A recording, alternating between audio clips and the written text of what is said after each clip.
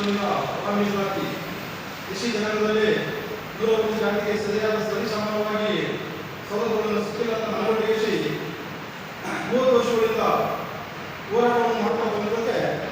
ಇವತ್ತು ಕ್ಯಾಬಿನೆಟ್ ಸದಸ್ಯರು ಒಂದು ತೀರ್ಮಾನ ತೆಗೆದುಕೊಂಡು ಒಳ ಮೀಸಲಾತಿ ಜಾರಿ ಮಾಡಿದಾಗ ಇದಕ್ಕೆ ನಾವು ಸ್ವಲ್ಪ ಸ್ವಾಗತವನ್ನು ವಹಿಸ್ತೇವೆ. ಆದರೂ ಅದರ ಜೊತೆಯಲ್ಲಿ ಒಳ ಮೀಸಲಾತಿ ಜಾತಿಗೆ ಅನುಗುಣವಾಗಿ ಮೀಸಲಾತಿ ಸಿಗಬೇಕಾಗಿತ್ತು.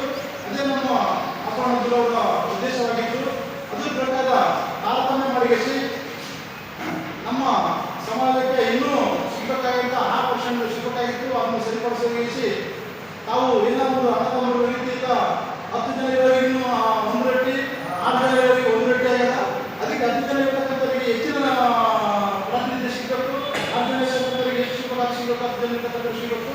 ಅದ್ರ ಪ್ರಕಾರ ನಮ್ಗೆ ಇನ್ನೂ ತೃಪ್ತಿ ಆಗಿಲ್ಲ. ಆ ತೃಪ್ತಿ ಆಗೋದಕ್ಕೆ ನಾವು ಆ ತೃಪ್ತಿ ಪಡೆಯುವವರಿಗೆ ಅಧಿಕಾರ, ಅದನ್ನು ಸಿಗೋವರಿಗೆ ಮೀಸಲಾತಿ ಸಿಗೋವರಿಗೆ ಇನ್ನೂ ನಾವು ಹೋರಾಟ ಕಂಟಿನ್ಯೂ ಮಾಡ್ತೀವಿ.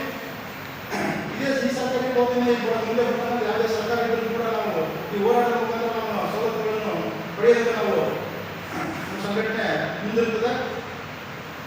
ಅದಕ್ಕಾಗಿ ಈ ಒಂದು ಮಾಧ್ಯಮ ಪತ್ರಿಕೆ ಮುಖಾಂತರ ಈ ಒಂದು ರಾಜ್ಯ ಎಲ್ಲ ಸಚಿವ ಸಂಪುಟರಿಗೆ, ಆಮೇಲೆ ರಾಜ್ಯದ ಮುಖ್ಯಮಂತ್ರಿ, ಉಪಮುಖ್ಯಮಂತ್ರಿಗಳನ್ನು ಹೇಳಲು ಬಯಸ್ತೇನೆ.